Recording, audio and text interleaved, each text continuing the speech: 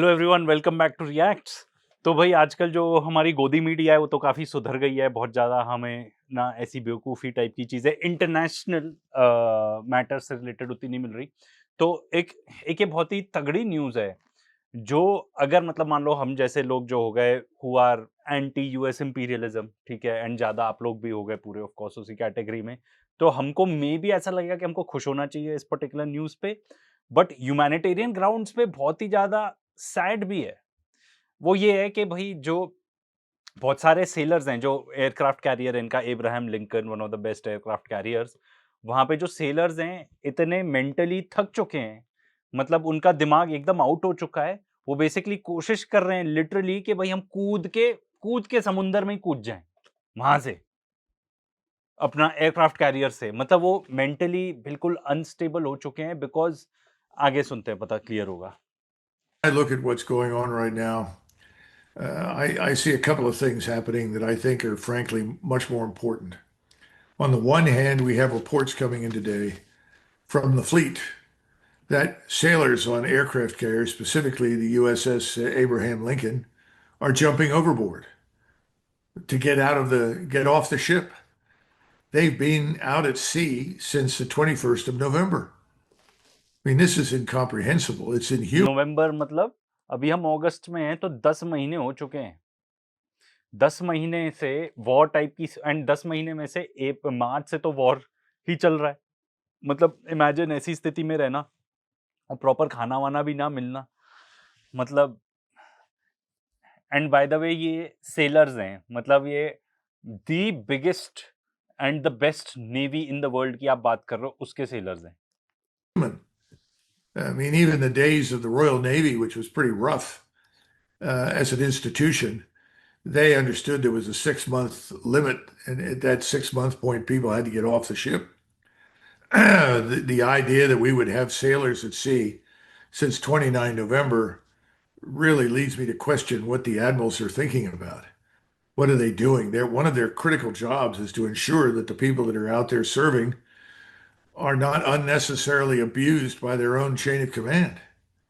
तो ये बता रहे हैं कि भाई 6 महीने का टाइम रहता है, एंड जो रॉयल नेवी की बात हो रही है, आई बिलीव ब्रिटिशर्स के टाइम की, तब भी होता था कि भाई 6 महीने से ज़्यादा आप किसी को शिप पे नहीं रख सकते हो, चाहे जो हो जाए।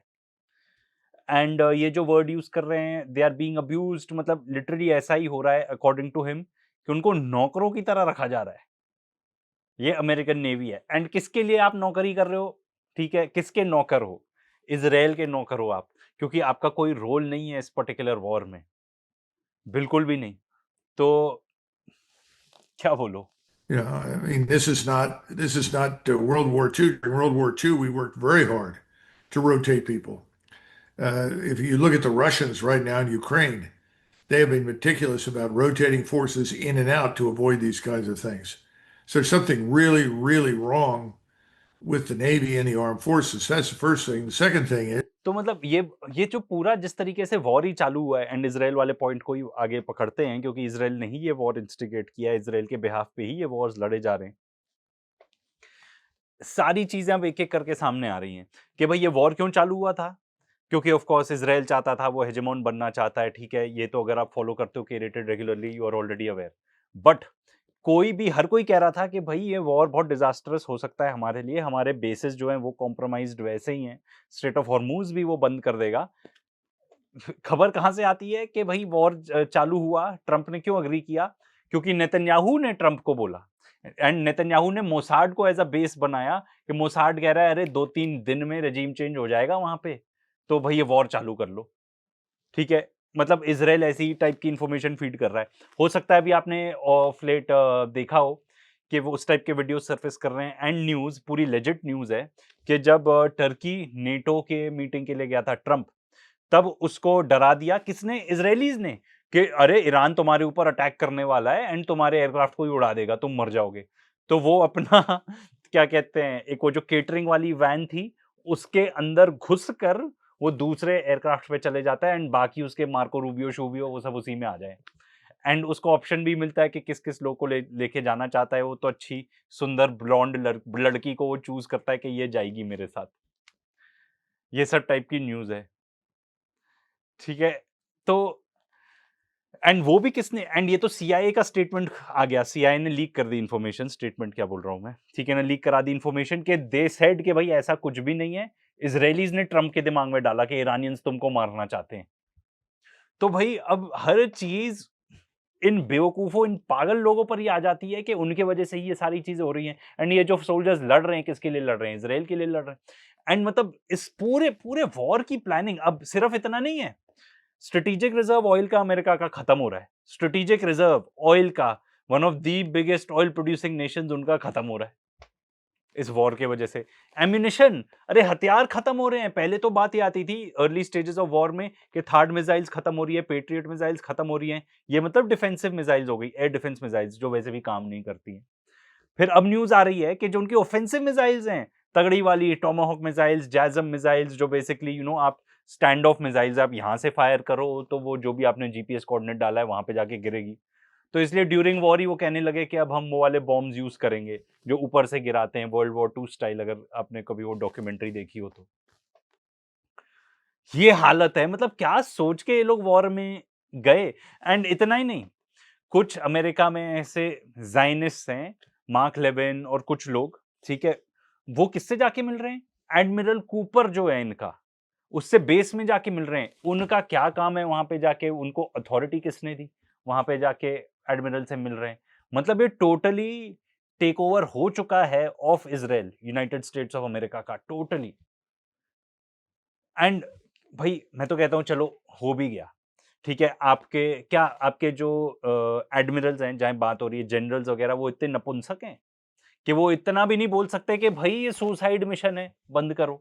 इसराइल का इतना ज्यादा दबदबा है, या इतनी बेवकूफी करने वाले हो आप सब? अब जो सामने आ रही हैं चीजें, इसराइल यूएस की जो बात करो, बिफोर, मतलब बिफोर द वॉर स्टार्टेड, पूरे वहां पे बेसिस वगैरह हैं, सब कुछ ठीक है। आज के डेट में खत्म, वो बेसिस आप यूज ही नहीं कर सकते, जॉर्डन तक के बेसिस खत्म।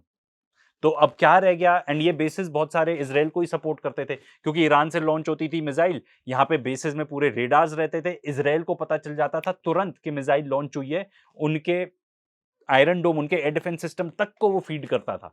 वहां पे जितने लोग रहते हैं इसराइल में, उनके पास घंटों की एडवांस मिलती थी कि भाई हाँ, अच्छा सायरन बज रहा है, ठीक है, 2-3 घंटे हैं हमारे पास, हमको एयर शेल्टर ढूंढ लो, चले जाओ। अब कोई वार्निंग सिस्टम ही नहीं। तो हर तरफ आपने जो आपका फोर्ट था, जो आपकी एम्पायर थी, खट खट खट करके आपने खत्म कर ली। आपके पास मिसाइल्स तक नहीं है लड़ने के लिए, वो भी आप ईरान के साथ वॉर, ईरान के साथ वॉर में ये हो गया। एंड बात क्या होती थी? चाइना के साथ वॉर लड़ेगा America.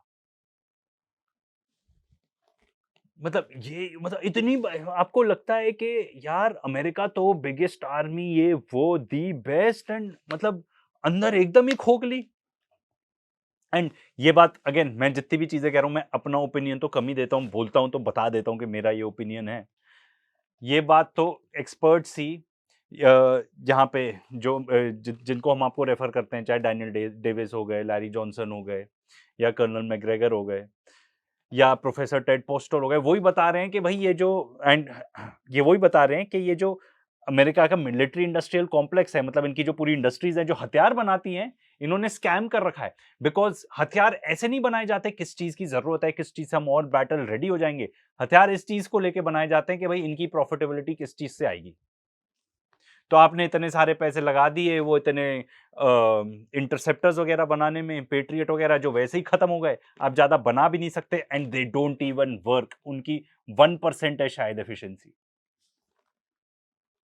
This, and I think Tucker has brought this up. I had not heard this, that apparently Mark Levin and this man Dubowitz, who leads the Foundation for the Defense of Democracy, which many of us used to refer to as the Foundation for the Destruction of Everything. They're heavily funded by wealthy Jewish Zionists who are also, fronting for Israel and their own, what they call community interests. I don't know why they just don't change their name to something like La Raza. That's pretty obvious. Says we're about the race. Might as well say the same thing about these organizations. But the point I'm trying to make is, what are people like Mark Levin and Dubovitz talking to Admiral Cooper, the commander of CENTCOM? what role do they have? Well, I'm being told, or Tucker says, they've been sent down there to advise the admiral. Now, unless the president of the United States personally called me and said, I have someone I want you to talk to. And that happens during World War II. MacArthur was asked as a personal favor by FDR to meet with LBJ, who later became president. LBJ was a congressman. There's more to the story, but the bottom line is MacArthur said, yes, absolutely, Mr. President. Now, maybe the president called Cooper and said, I would like you to talk to these two people. But barring that, I wouldn't let them on base. It's absurd. Who are these people? And they're being sent to advise the admiral. I think the admiral should pay more attention to what's happening aboard ship right now in the Indian Ocean. So, I mean, this. तो ये जो पूरा, एक तो हमने बात करी कि भाई कितनी ज्यादा बेवकूफी चल रही अमेरिका के अंदर, ठीक है, एंड के किस तरीके से उन्होंने वॉर वगैरह छेड़ा, ठीक है, इजराइल का पूरा हाथ। अब ये ट्रम्प की बात करें तो भाई तुमने अमेरिका का, ठीक है, पूरा तुमने अमेरिका का तो नाम पूरा खराब कर ही दिया एलाइज के बीच में, ठीक है, कोई अब ट्रस्ट नहीं करता अमेरिका को। अमेरिका का यहाँ पे क्या था, वेस्टर्न एशिया में, मिडिल ईस्ट में सिक्योरिटी अम्ब्रेला था। ये Saudi Arabia, Qatar, Bahrain, Kuwait, इन सब लोग को सिक्योरिटी प्रोवाइड करता था कि भाई हाँ, अमेरिका की छत्र छाया में तुम रहो बढ़िया से, ठीक है। इन लोग ने भी बहुत पैसे छापे, कैसे, क्योंकि ईरान, इराक, इन सबको तो आउट कर दिया, इन लोग का ऑयल ग्लोबल मार्केट्स में आने ही नहीं दिया। कुछ ही देश लेते होंगे इनसे, जैसे ईरान से मेजर उसका बायर चाइना था, इंडिया भी लेता था, बट आपने मेजरली तो इनको बाहर कर दिया, और इन लोग का ऑयल प्रीमियम में बिकने लगा क्योंकि ईरान का सप्लाई पूरा बाहर हो गया। तो इन लोग ने भी अच्छे पैसे छापे, तो इनको लग रहा था वाह यार, हमारे लिए भी बढ़िया है सब। अब पूरा पलट गया है मामला।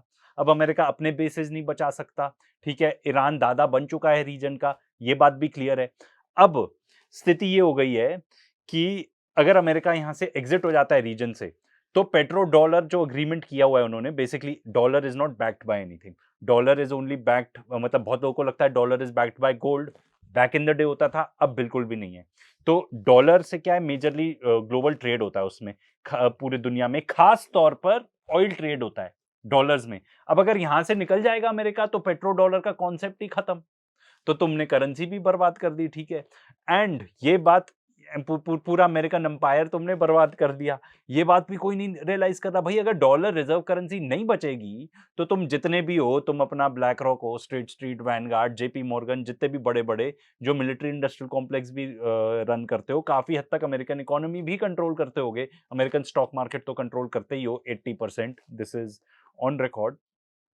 तुम भी ये नहीं सोच सकते, मतलब कि यार डॉलर अगर रिजर्व करेंसी नहीं बचेगी, हम सर्वश्रेष्ठ नहीं बचेंगे, तो फिर क्या होगा।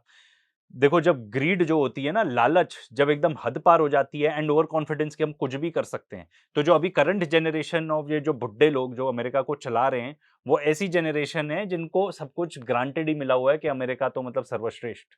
अगर इसराइल का पर्सपेक्टिव भी आप सोचो, तो हमको लड़ाई करते जानी है। अरे यार, तुम ये सोच लो, तुम्हारे इस वजह से, ठीक है ना, तुम्हारा जो पब्लिक परसेप्शन था वो तो गटर में चला गया, ठीक है। अब तुम जगह जगह जाके रिग कर रहे हो इलेक्शन, जगह जगह जाके लोगों को ब्लैकमेल कर रहे हो कि तुम हमको सपोर्ट करो, लैटिन अमेरिका की बात कर रहा हूं, और देश भी आ जाएंगे उसमें, ठीक है। अमेरिका में भी कोई तुम्हें पसंद नहीं करता, तो भाई at some point of time तो पब्लिक परसेप्शन को अकाउंट फॉर करना पड़ेगा, क्योंकि जो अभी आज के डेट में 40-50 साल के लोग हैं, उनका फेवरेबल नहीं है, जो यंग लोग हैं उनका भी फेवरेबल नहीं है। तो भाई इजराइल टिका ही इसलिए हुआ है एज अ देश अमेरिका की वजह से, और तो उसकी कोई क्वालिफिकेशन है नहीं, उन्होंने वहां का पॉलिटिकल सिस्टम हाईजैक कर रखा है, और तुम जाके वॉर पे वॉर लड़े जा रहे हो। मतलब ये जो पूरी चीजें हो रही है ना, इसमें कहीं भी सेंस नहीं बनता। एंड फिर अगर ट्रंप पे वापस आए, तो भाई साहब तो ज्यादा इंटरेस्टेड है कि मैं स्टॉक मार्केट में पैसे कमा लूं, उसी टाइप से स्टेटमेंट्स देता है, ऊपर नीचे कराता रहता है market, stock market, oil markets, ठीक है, और उसी में पैसे बनाने में इंटरेस्ट है ज्यादा। ये बात तो ईरानियन जो डेलीगेशन है नेगोशिएशंस की, नेगोशिएटर्स की, वो ही क्लियर कर चुके हैं कि जब ये इनको बनाया, ये रियल एस्टेट ब्रोकर अपना चंगू मंगू हो गए, ठीक है, विटकॉफ एंड जैरेड कुशनर, तो वो ज्यादा अपना धंधा करने में इंटरेस्टेड हैं। उनको इस चीज में कोई इंटरेस्ट नहीं है कि वॉर कैसे खत्म होगा, क्या होगा। मतलब ये लोग ब्रॉडर पिक्चर बिल्कुल भी नहीं सोच पाते क्या? जब लोग इतने ज्यादा ग्रीडी हो जाते हैं तो ब्रॉडर पिक्चर नहीं सोच पाते क्या कि यार अगर डूबेगा, डॉलर ही डूबेगा तो हमारी करेंसी भी तो जाएगी, हमारा जो इतना वेल्थ है वो भी तो कम हो सकता है। तो कुछ तो थोड़ा ग्रेटर गुड क्या अपने लिए, अपने सेल्फिश इंटरेस्ट रख के ही कर लो। तो मतलब ये जो पूरा वॉर है ना, इसमें इतनी बेवकूफी और वो मतलब बिल्कुल ही इर्रेशनल, बिल्कुल भी नहीं समझ में आता। इसलिए आगे नहीं समझ में आता कि आगे क्या होगा।